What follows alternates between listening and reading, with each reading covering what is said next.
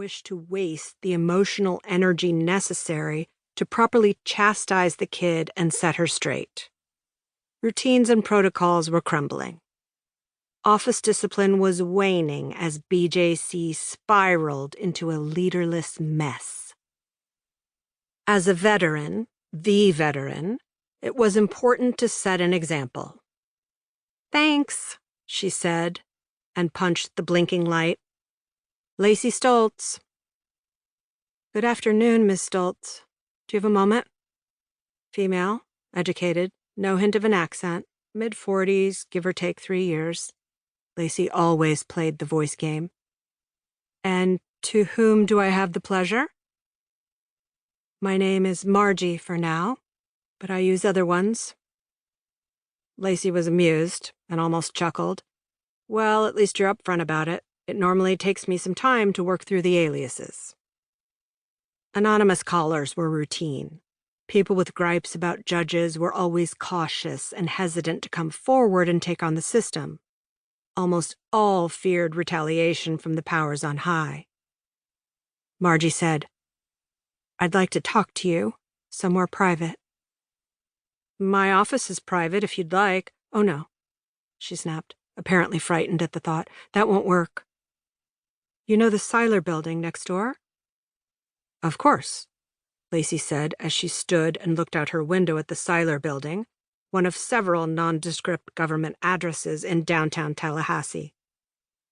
Margie said, "There's a coffee bar on the ground floor. Can we meet there?" "I suppose. When?" "Now.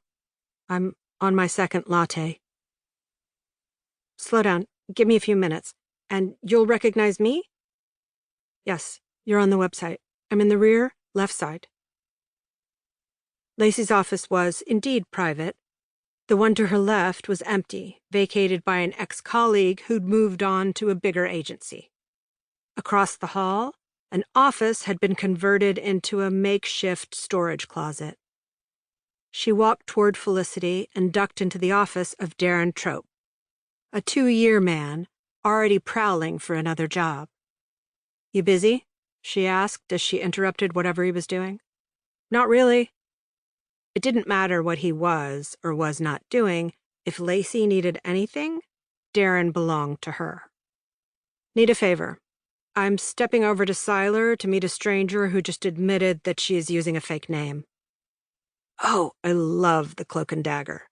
Sure beats sitting here reading about some judge who made lewd comments to a witness. "How lewd?" "Pretty graphic." "Any photos? Videos?" "Not yet." "Let me know if you get them." "So, mind stepping over in 15 minutes and taking a picture?" "Sure, no problem. No idea who she is?" "None whatsoever." Lacy left the building, took her time walking around the block, enjoyed a moment of cool air, and strolled into the lobby of the Seiler building. It was almost 4 p.m., and there were no other customers drinking coffee at that hour. Margie was at a small table in the rear to the left.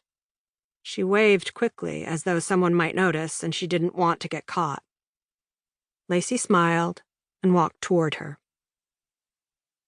African-American, mid-40s, professional, attractive, educated, slacks and heels, and dressed nicer than Lacy, though around BJC these days any and all attire was allowed.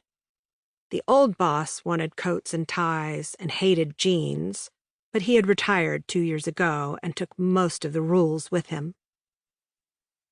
Lacy passed the counter where the barista was loafing with both elbows stuck on the formica, hands cradling her pink phone that had her thoroughly fascinated.